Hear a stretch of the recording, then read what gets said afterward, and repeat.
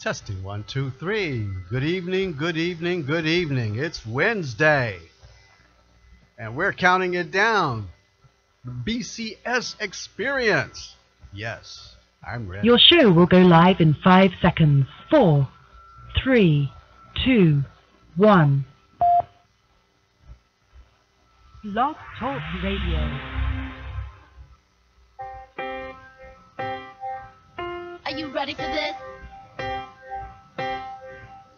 Yeah. Come on. Yeah.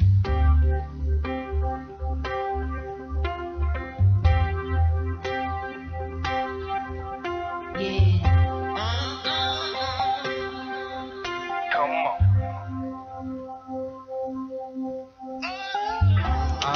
Good evening, good evening, good evening. It's Wednesday, January 15th, 2014, and welcome to the BCS Experience, History, Arts, Culture, and Politics in Review and Discussion. I'm Byron C. Saunders, your host with the most. The BCS Experience takes a look at our rich history, African American history.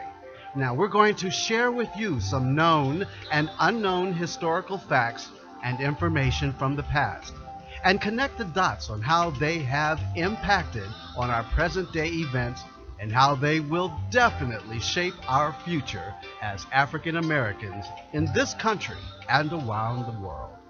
The BCS Experience, History, Arts, Culture, Politics in Review and Discussion. This is Internet Radio and will be aired live every Wednesday from 5 to 6 p.m. from the studios of the BW Moving Images on the GoPro Radio Network. You know, I'm really excited about this opportunity to talk to you all across the country and around the globe. I want you to tune in every week on your computer or your phone. I want you to become a loyal listener, and I personally invite you to lend your voice to this radio talk show to express your opinions on my weekly topics. This is social network radio at its finest. Now here's the number for you to call in to be a part of the discussion. Call 347-884-9839. Once again, that number is 347-884-9839. This week's topic, all things Dr. Martin Luther King Jr., a legacy and a dream unfulfilled.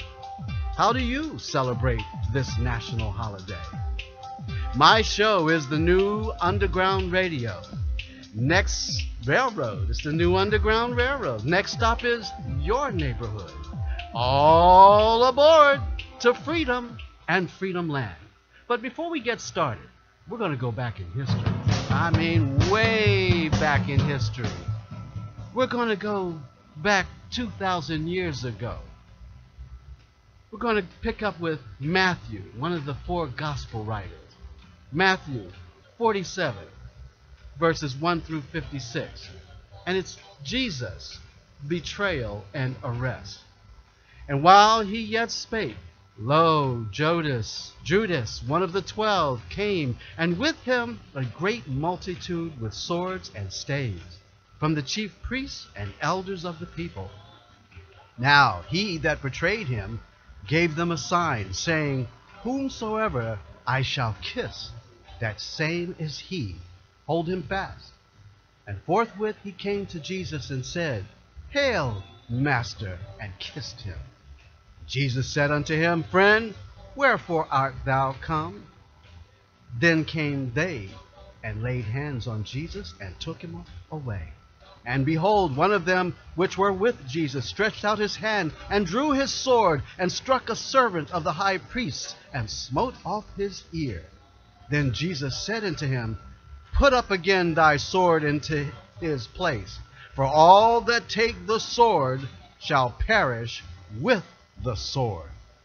Thinkest thou that I cannot now pray to my Father, and he shall presently give me more than 12 legions of angels? But how then shall the scriptures be fulfilled that thus it must be? And in that same hour Jesus said to the multitudes, Are ye come out as against a thief with swords and staves for to take me? I said daily, I sat daily with you, teaching in the temple, and ye laid no hold on me. But as this was done, that the scriptures of the prophets might be fulfilled, then all the disciples forsake him and fled. Wow. Oh, I know you're wondering why I started with Matthew from the Bible, and I'll tell you why. I want to talk. I want to hear from you. Let's connect the dots and make some sense out of it all. Hey, let's talk. Call me, 347-884-9839. This is the Dr. Martin Luther King Jr. special. And I'll tell you, tonight, it's all things Dr. Martin Luther King celebration special. Now, this is the story on tonight's The BCS Experience. Now, I'll tell you why I started off with that verse and chapter from the Bible. In order to understand and appreciate the celebration of the birth and life of Dr. Martin Luther King Jr., you've got to understand that he, as a minister, followed the teachings of Jesus Christ. He was a Christian. And the reality is this: his entire construct of nonviolence was based on that verse. He that lives by the sword will die by the sword. And to understand and appreciate the essence of nonviolence, you've got to understand and appreciate who created it. None other than Jesus Christ himself. So we celebrate the date. It's January the 1st. Rather, January the 15th, 1929. It's a Tuesday. And on this date marks the birth of Dr. Martin Luther King Jr. in 1929. He was an African-American minister and activist. From Atlanta, the eldest son of a Baptist minister, King entered Morehouse College at 15 years old. He graduated with a degree in sociology in 1948 and went on to Boston University, earning a doctoral degree in systematic theology. Now, King's education exposed him to conditions that related Christian theology to the struggles of oppressed people. His first ministry was in Montgomery, Alabama. He was president of the Montgomery Improvement Association, which directed the Montgomery bus boycott. In 1957, King helped found the Southern Christian Leadership Conference in a series of protest campaigns that gained national attention. King's 1963 I Have a Dream speech expressed the hopes of the civil rights movement in an oratory as moving as any address in American history. His speech, following years of demonstrations, created the political momentum that resulted in the Civil Rights Act of 1964. Now, King was awarded the 1964 Nobel Peace Prize for peace.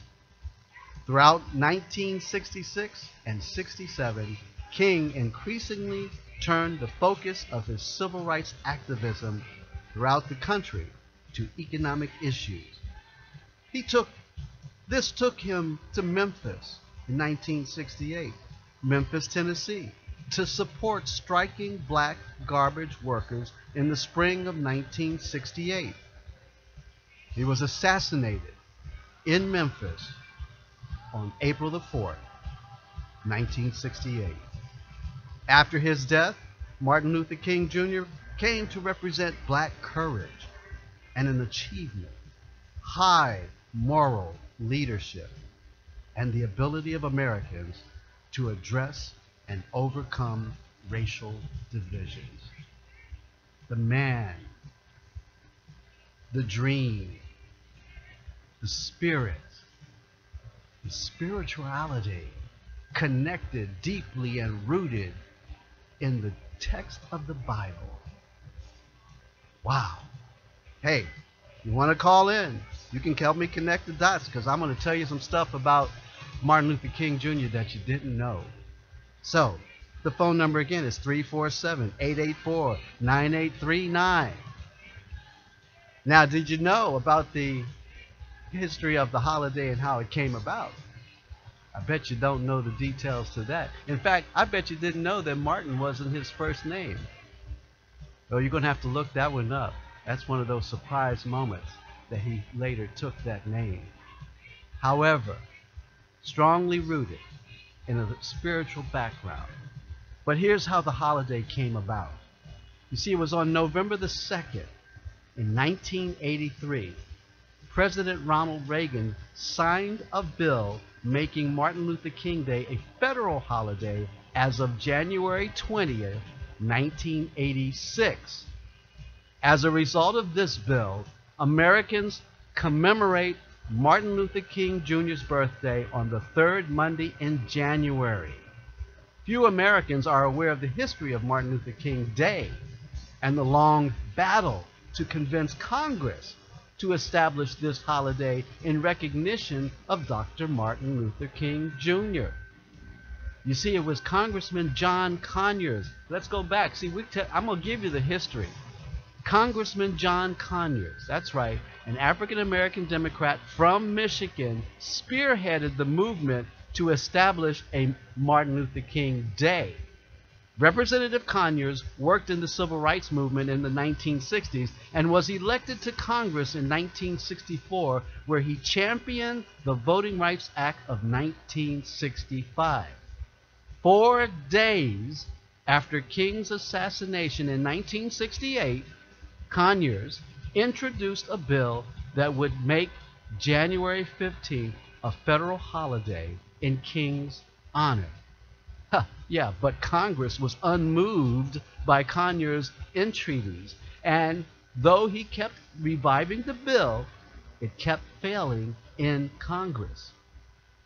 It was in 1970 Conyers convinced New York's governor and New York City's mayor to commemorate King's birthday, a move that the city of St. Louis emulated in 1971. Other localities followed, but it was not until the 1980s that Congress acted on Conyers' bill. By this time, the congressman had enlisted the help of popular singer Stevie Wonder, who released the song Happy Birthday for King in 1981. And Conyers had organized marches in support of the holiday in 1982 and 1983, respectively. Now, here's some more history. There were congressional battles over the Martin Luther King Day. You see, Conyers was finally successful when he reintroduced the bill in 1983. But even in 1983, support was not unanimous. In the House of Representatives, William Dannemeyer, a Republican from California, led the opposition to the bill. He was arguing that it was too expensive to create a federal holiday and estimating that it would cost the federal government $225 million annually in lost productivity. They spent that and then some on the recent shutdown. Thank you, Republicans. Reagan's administration concurred with Dannemeyer's arguments, but the House passed the bill with a vote of 338 for and 90 against. Now, when the bill reached the Senate, the arguments opposing the bill were less grounded in economics and more reliant on outright racism. That's right, outright racism. Sounds like 2014 to me. Senator Jesse Helms, yes, a Democrat from North Carolina, held a filibuster against the bill and demanded the Federal Bureau of Investigation, yes, the FBI, make public its files on King, asserting that King was a communist who did not deserve the honor of a holiday. The Federal Bureau of Investigation had investigated King throughout the late 1950s and 60s at the behest of its chief, J. Edgar Hoover, and had even tried intimidation tactics against King, sending the civil rights leader a note in 1965 that suggested he kill himself to avoid embarrassing personal revelations hitting the media. Oh my goodness. King, of course, was not a communist and had broken no federal laws. But by challenging the status quo, King and the civil rights movement discomfited the Washington establishment. Charges of communism were a popular way to discredit people who dared speak truth to power during the 50s and 60s, and King's opponents made liberal use of that tactic. Well, I got to take a break, folks, but when we come back, this is all Martin Luther King. Things you may have known or not known, but things you need to know. So, this is the BCS Experience on the GoPro Radio Network. Don't go away. I'll be right back. The views and opinions expressed on GoPro Radio Network shows are solely those of the speakers and are not necessarily the views or opinions of GoPro Radio Networks, Inc. or its affiliates. These broadcasts are provided on the understanding that they do not constitute professional advice or services. Individuals who speak in these broadcasts express their own opinions, experiences, and conclusions. GoPro Radio Networks and its affiliates do not necessarily endorse or oppose any particular opinion or conclusion discussed in these broadcasts. You may not edit, modify, or redistribute these broadcasts in any way without the express permission of GoPro Radio Networks, Inc. GoPro Radio Networks assumes no liability for any of your activities in connection with these broadcasts or for your use of these broadcasts in connection with your website, computer, or playing device. You're listening to content developed by the GoPro Radio Network, the fastest growing network in the galaxy. GoPro Radio Network. Listen to the voices in your head. Okay, we're back. This is the BCS Experience on the GoPro Radio Network, and we're celebrating all things Dr. Martin Luther King Jr., a legacy and a dream unfulfilled. How do you celebrate this national holiday? Well, let's get back to the history, because you need to know how this day began, right from the beginning. After the ceremonies began. Who was involved with the establishment of the celebration of this holiday? So anyway, we go back to Congress. Senator Helms tried to revive the tactic. Reagan defended him. A reporter asked Reagan about the charge of communists against King, and Reagan said that Americans would find out in around 35 years, referring to the length of time before any material the FBI gathers on a subject could be released.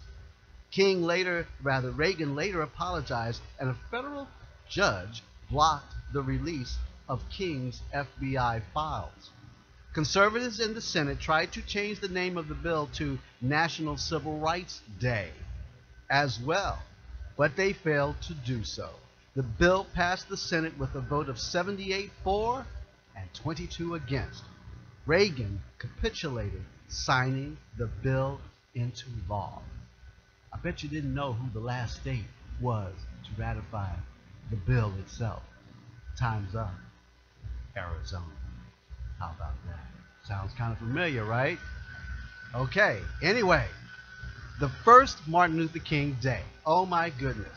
King's wife, Coretta Scott King, chaired the commission responsible for creating the first celebration of King's birthday in 1986. Though she was disappointed at not receiving more support from Reagan's administration, the result was over a week of commemoration beginning on January the 11th, 1986, and lasting until the holiday itself on January the 20th. Events were held in cities like Atlanta and Washington, D.C., and included a tribute at the Georgia State Capitol and the dedication of a bust of Dr. King at the U.S. Capitol. Some southern states protested the new holiday by including Confederate commemorations on the same day. But by the 1990s, the holiday had become established everywhere in the United States. Reagan's proclamation of the holiday on January 18, 1986, explained the reasons for the holiday. This year marks the first observance of the birthday of Dr. Martin Luther King Jr. as a national holiday. It is a time for rejoicing and reflecting. We rejoice because in his short life, Dr. King, by his preaching, his example, and his leadership, helped to move us closer to the ideals on which America was founded. He challenged us to make real the promise of America as a land of freedom, equality, opportunity, and brotherhood. It required a long 15-year fight, but Congressman Conyers and his supporters successfully won King national recognition for his service to country and humanity. Wow. You see, I bet you didn't know that history. You got to remember and understand why we celebrate this man's life. A man, a Prince of Peace, following in the footsteps of Jesus Christ. Now, I got to tell you, I was in Atlanta working with the Southern Christian Leadership Conference in 1986 on that first Martin Luther King Day celebration. It was an incredible celebration all week long. And you got to picture this. Here we are out on Peachtree Street, starting at North Avenue and Peachtree, getting ready, or West Peachtree, getting ready for the National Holiday March and Parade. Along the route, there are 2 million people who have gathered for the very first National Celebration Day. But here's what's incredible, folks. The bands were standing in the street. The floats were there. The dignitaries were there. Mayor Maynard Jackson was there. I mean, it was an amazing, beautiful day. A little chilly, sunny. But here's what you got to really understand about that first march. On that particular day, the march was held up for almost an hour. And you want to know why? Because like the spirit of the civil rights movement itself, it was not about the people standing on the side of the street watching a parade or watching the civil rights march go by. Those people, like myself and all the 2 million people en masse together, decided it was time for us all to get into the streets and become a part of that parade. It was an incredible phenomenon, folks. People got off the sidewalk, black folks, white folks, all kinds, got off the sidewalk who were there just to watch the parade and decided and determined we were going to be the parade, and got into the streets and marched all the way down Peachtree Street to Auburn Avenue and all the way down to his grave site at the Martin Luther King Jr. Center for Social Change. It was an amazing experience. And that was the moment of it itself. But listen to this speech as we talk about the March on Washington, the I Have a Dream speech. Listen to this speech. This is an incredible moment.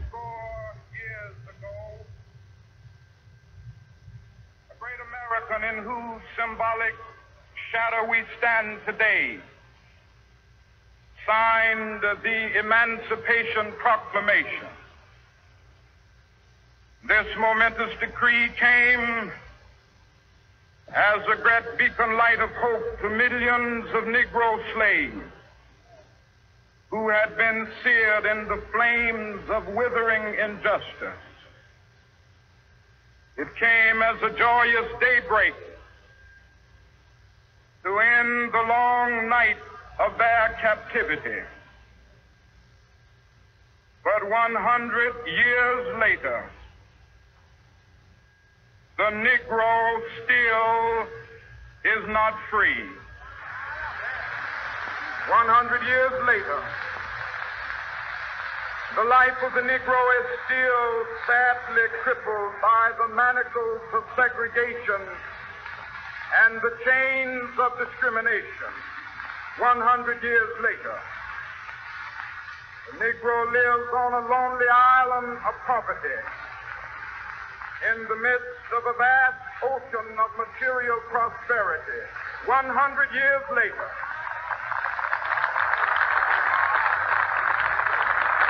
the Negro is still languid in the corners of American society and finds himself in exile in his own land. When the architects of our republic wrote the magnificent words of the Constitution and the Declaration of Independence, they were signing a promissory note to which every American was to fall heir. This note was a promise that all men, yes, black men as well as white men, would be guaranteed the unalienable rights of life, liberty, and the pursuit of happiness. It is obvious today that America has defaulted on this promissory note insofar as her citizens of color are concerned. Instead of honoring this sacred obligation, America has given the Negro people a bad check, a check which has come back marked insufficient funds.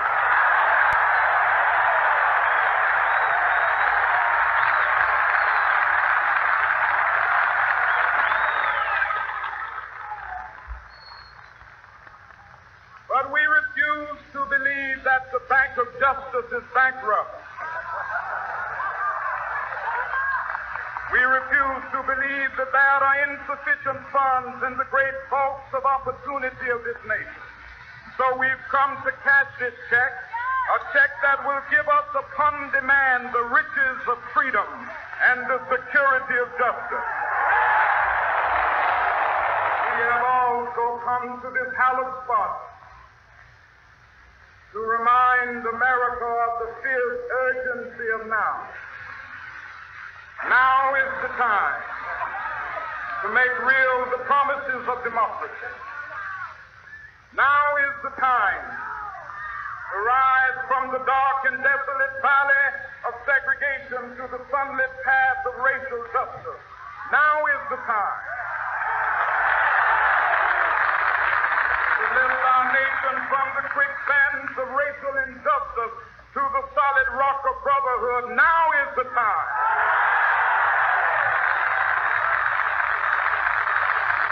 There are those who are asking the devotees of civil rights, when will you be satisfied?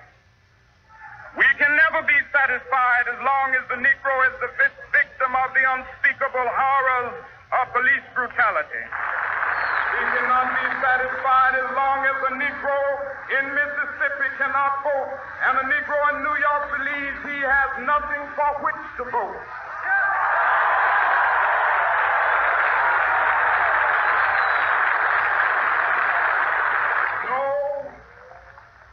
No, we are not satisfied, and we will not be satisfied until justice rolls down like waters and righteousness like a mighty stream.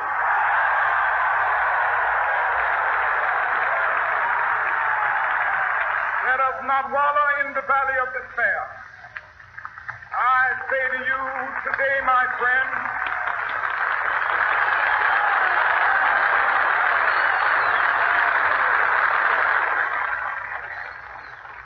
so even though we face the difficulties of today and tomorrow, I still have a dream. It is a dream deeply rooted in the American dream. I have a dream that one day this nation will rise up, live out the true meaning of its creed. We hold these truths to be self-evident that all men are created equal. I have a dream that one day on the red hills of Georgia, sons of former slaves and the sons of former slave owners will they be able to sit down together at the table of brotherhood. I have a dream that one day even the state of Mississippi, a state sweltering with the heat of injustice, sweltering with the heat of oppression, be transformed into an oasis of freedom and justice. I have a dream. My four little children will one day live in a nation where they will not be judged by the color of their skin, but by the content of their character. I have a dream today.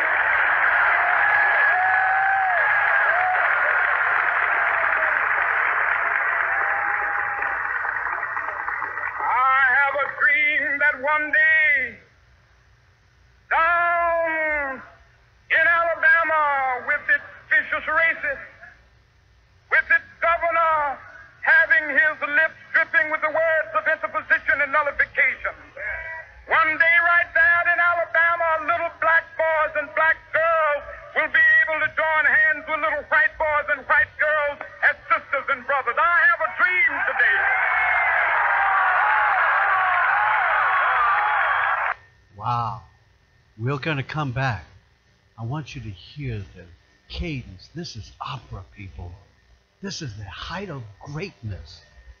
You're listening to All Things Martin Luther King on the BCS Experience on the GoPro Radio Network. Don't go away. We will be right back. We interrupt this broadcast to bring you a great opportunity. If you have a product or service, a talent or something important to say, now's your chance to have your own radio show. Whether you're just starting out or a veteran looking for a professional platform to enhance your presentation, the GoPro Radio Network is the premier place to cultivate and share new and exciting content. We'll help you to grow your audience and keep it growing long after your first broadcast. Now you have a voice. Call 212-696-8562 today or visit www.goproradio.com and you'll be amazed at how easy and affordable it is to have your own radio show on the fastest growing network in the galaxy. GoPro Radio. Listen to the voices in your head.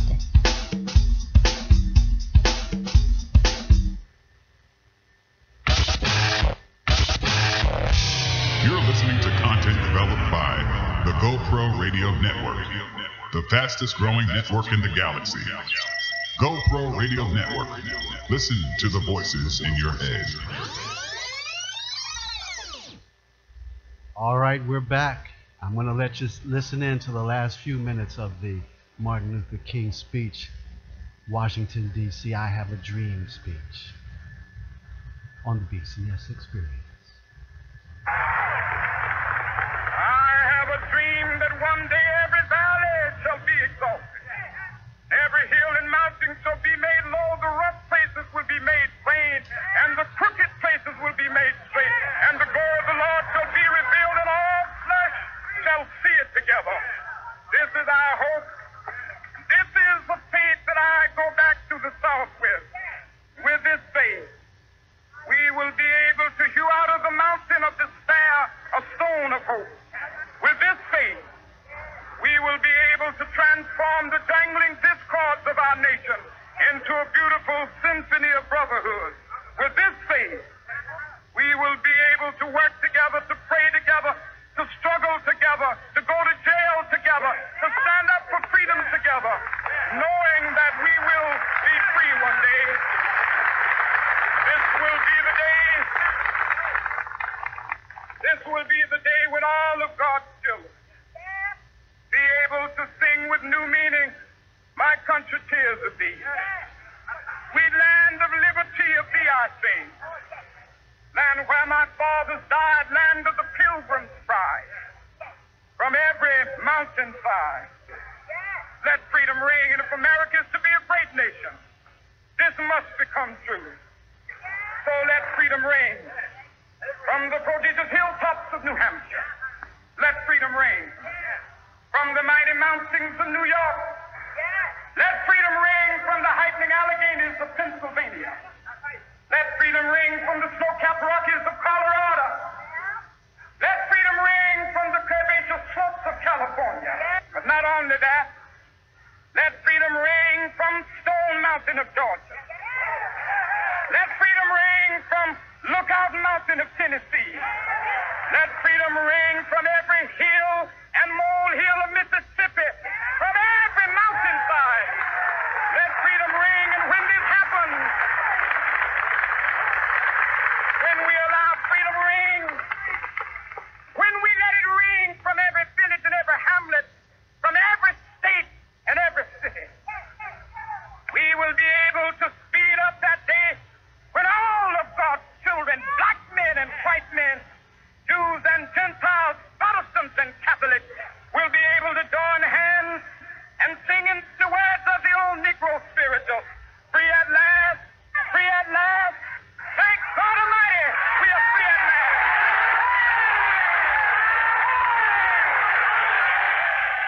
using biblical language. All right. King created a moral imperative. My goodness. My goodness. And I got to tell you the story, folks. I grew up in Washington, D.C. And I remember that day so much because my father and my aunts and my uncles came from around the country to come and be a part of this march. There were over 250,000 people out there, and I can tell you it was a day in which the National Guard were out there. Everybody thought there would be some kind of upheaval, but let me tell you, the essence of nonviolence. On that day, when I wanted to go to that march, I was a young teenager, 13 years old, and I said, Dad, I want to be with you. I want to be there. And on that day, my father said to me, he said, son, I got to have you do one thing for me. I need you to stay home with your mother and your sister, because if anything happens to me and your aunts and uncles, you're the man of the house. He passed the baton to me on that day. I became a man that day. And my mother and I and my sisters, we walked from our house up to Route 1, Rhode Island Avenue in Washington, D.C. And we watched the people come in by buses, by bicycles. We saw people walking in. We saw people coming in on roller skates. We saw a wagon train coming in. By the thousands, they came to this march on Washington. It was a critical day. And look what it gave us. So we're going to move forward. I got a caller on the line. I'm going to bring that caller in. I'm going to let that caller be my mystery caller for a few minutes, because I think I know who it is. But it's okay. Welcome to the BCS experience, because I want to move this forward. Now, we're going to talk about nonviolence. You see, a lot of people don't really understand and appreciate the code of ethics to nonviolence. Oh, y'all just going to lay down and roll over and let people abuse you. My friends, let me tell you, the power that you do not know, it came from that gospel of Matthew when Jesus said, those who live by the sword will die by the sword. And that's why you can't understand why people today can't put down their guns, because they have no belief that something is more powerful than the almighty gun. Let me tell you, man became a martyr. But listen to this.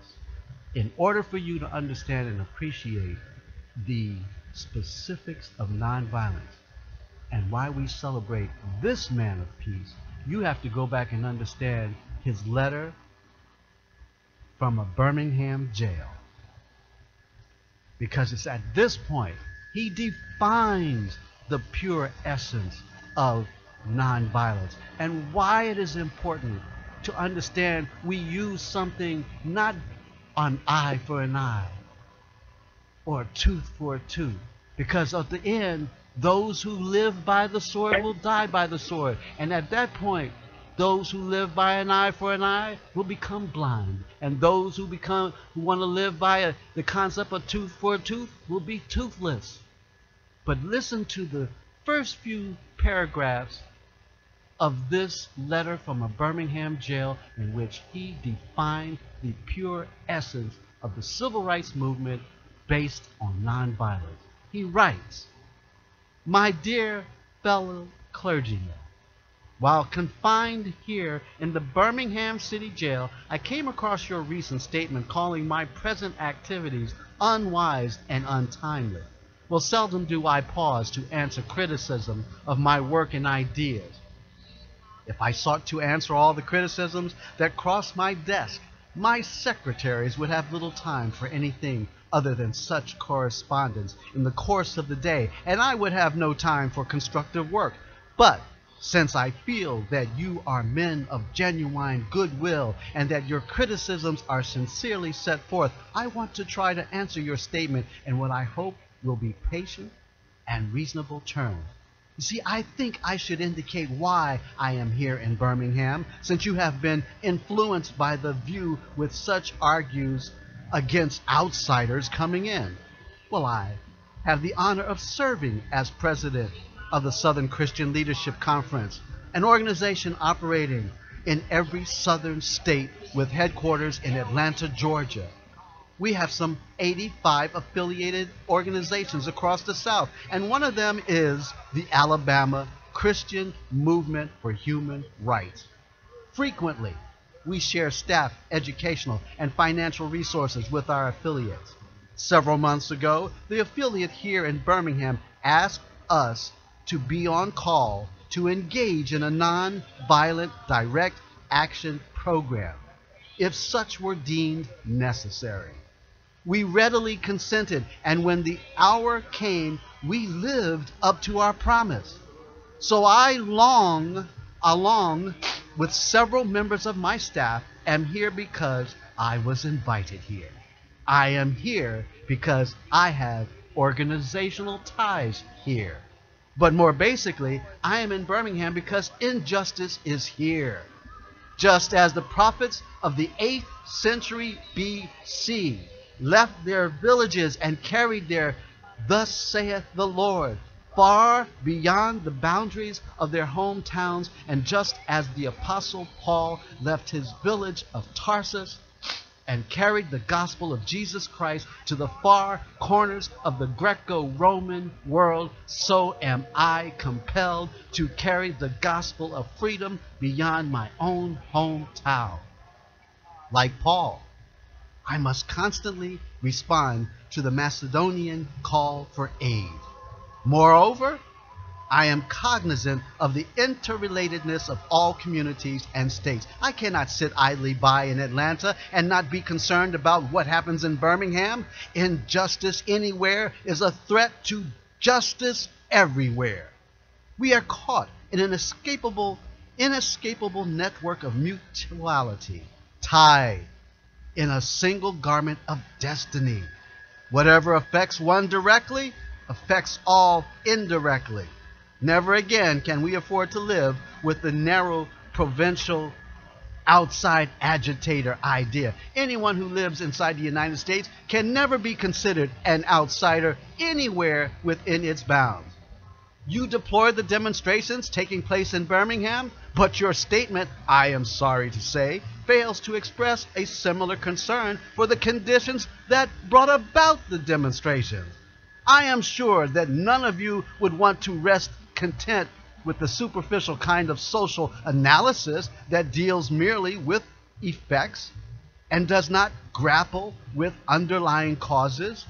It is unfortunate that demonstrations are taking place in Birmingham, but it is even more unfortunate that the city's white power structure left the Negro community with no alternative.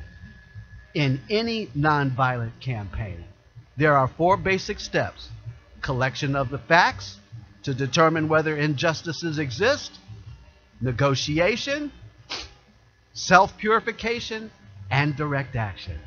We have gone through all these steps in Birmingham, and there can be no gainsaying the fact that racial injustice engulfs this community. Birmingham is probably the most thoroughly segregated city in the United States. Its ugly record of brutality is widely known. Negroes have experienced grossly unjust treatment in the courts, and there have been more unsolved bombings of Negro homes and churches in Birmingham than in any other city in the nation. These are the hard, brutal facts of the case. And on the basis of these conditions, Negro leaders sought to negotiate with the city fathers, but the latter consistently refused to engage in good faith negotiation. Then last September came the opportunity to talk with leaders of Birmingham's economic community, and in the course of the negotiations, certain promises were made by the merchants, for example, to remove the store's humiliating racial signs, and on the basis of these promises, the Reverend Fred Shuttlesworth and the leaders of the Alabama Christian movement for human rights agreed to a moratorium on all demonstrations. Well, now, got to take a break here. And when we come back, we're going to continue to understand the concept of nonviolence as constructed by Dr. Martin Luther King Jr. in his A Letter from a Birmingham Jail. If you don't understand anything else about nonviolence, you need to study this document. It's long, but it's detailed, and it gives you the very premise of the entire nonviolent civil rights movement of the 60s. Don't go away. You're listening to All Things Dr. Martin Luther King Jr. on the BCS Experience on the GoPro Radio Network. We'll be right back.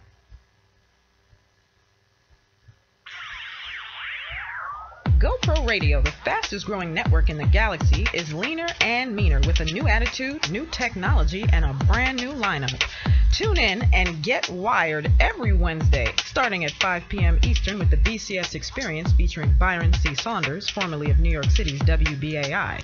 Then at 6 p.m., it's the Black Agenda TV Express featuring sought-out political commentator Glenn Ford, formerly of America's Black Forum.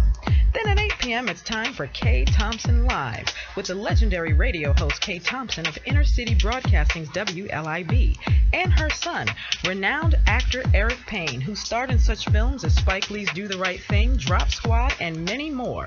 Then at 9 p.m., it's Food Rap featuring Nina Markel, a.k.a. the unofficial mayor of Jersey City, and former Viacom marketing guru Shauna Glover. Last but not least, at 10 p.m. Eastern, it's the Sexy Party Show with the bad boy of dating Mr. Locario of I Love New York fame and his partner in crime, Miles Cunningham. So get wired every Wednesday from 5 p.m. to 10 p.m. Eastern only on the GoPro Radio Network, www.goproradio.com. Listen to the voices in your head.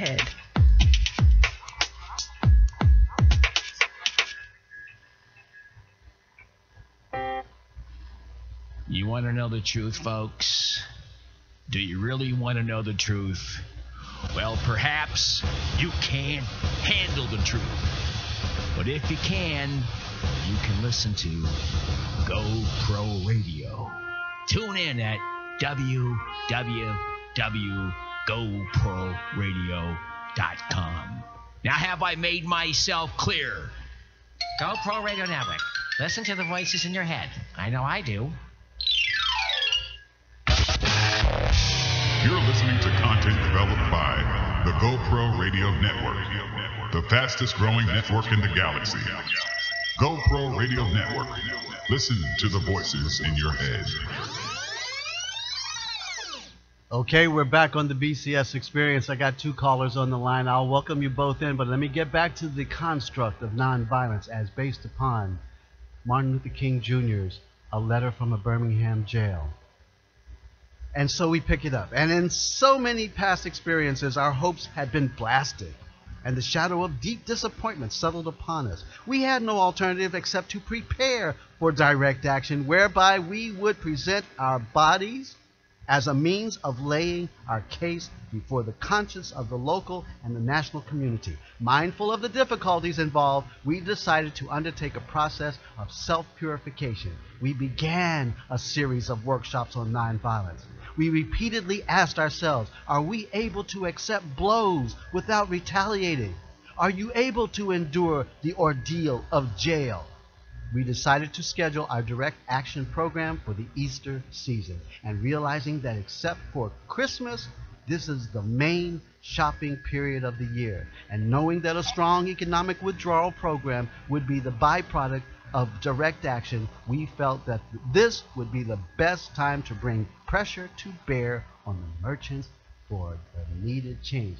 I tell you folks, you must go to this document because all the arguments against nonviolence are answered in this document. And if you have any kind of an argument with pro or con, before you start to deny that nonviolence has worked, you need to read this document, because the miracle of it all is that it is and it continues to work.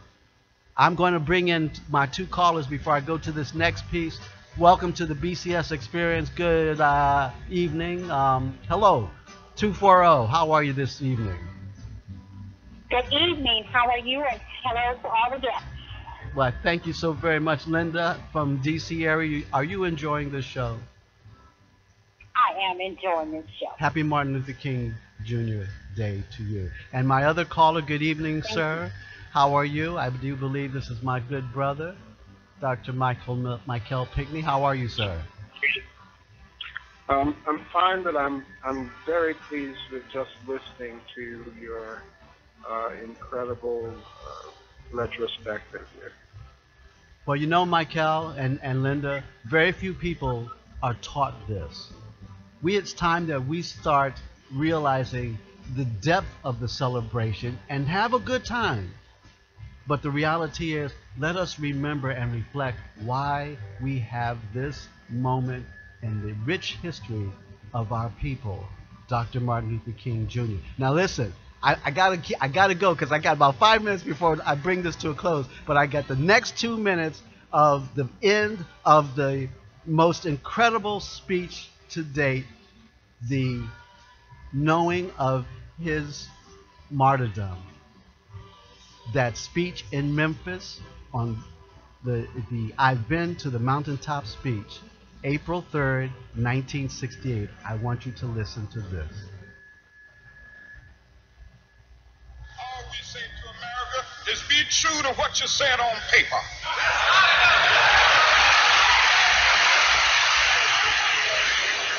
If I lived in China or even Russia or any totalitarian country, maybe I could understand some of these illegal injunctions. Maybe I could understand the denial of certain basic First Amendment privileges because they haven't committed themselves to that over there. But somewhere I read of the freedom of assembly. Somewhere I read of the freedom of speech. Somewhere I read of the freedom of press. Somewhere I read that the greatness of America is the right to protest far right.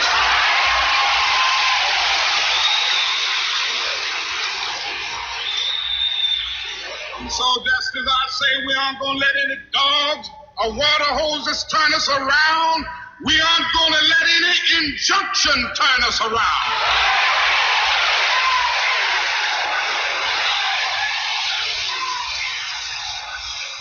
Well, I don't know what will happen now.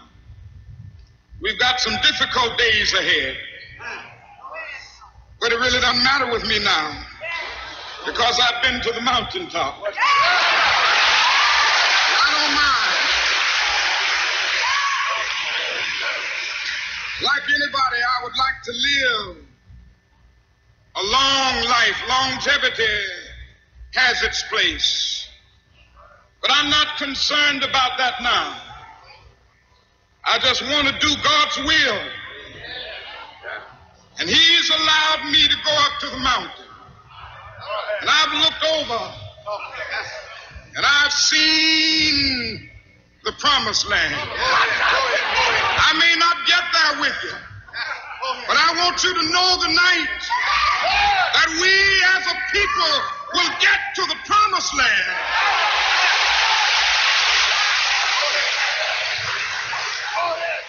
So I'm happy tonight. I'm not worried about anything. I'm not fearing any man. Mine eyes have seen the glory of the coming of the Lord. Wow, my. Well, I move forward because I gotta close. But I want you to hear this. This is a special dedication. I would be remiss as we celebrate this King Day celebration if I did not take the time to recognize and acknowledge the celebration of my own personal hero and king, my father, Benjamin Carter Saunders, who was born on this day 4 years before Martin Luther King's birthday. He would be 89 today. My father imbued in me all that I am today. He was and will always be a great man who accomplished much, and together with my mom, Helen Meacham Saunders, raised a family of 4, 3 sisters, and me. Thank you, Daddy. And happy birthday to my king, Benjamin Carter Saunders. You've been listening to the BCS Experience on the GoPro Radio Network, celebrating all things Martin Luther King Jr. Thanks you for joining me, Michael. Thanks for joining me, Linda. And folks, we're listener sponsors. It's great shows like this is why I need your continued support. Make a donation. Go to www.goproradio.com and make a donation. Show us some love. This show is showing you lots of love. All right? Thank you to my line engineers. Thank you to my producer, Tylan Washington.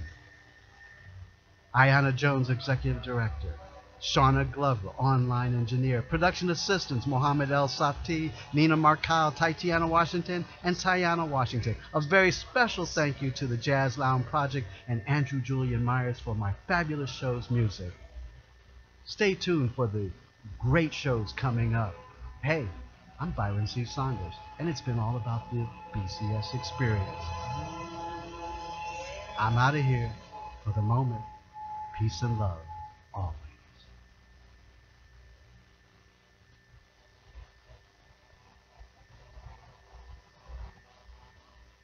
Thank you for using Blog Talk Radio. Goodbye.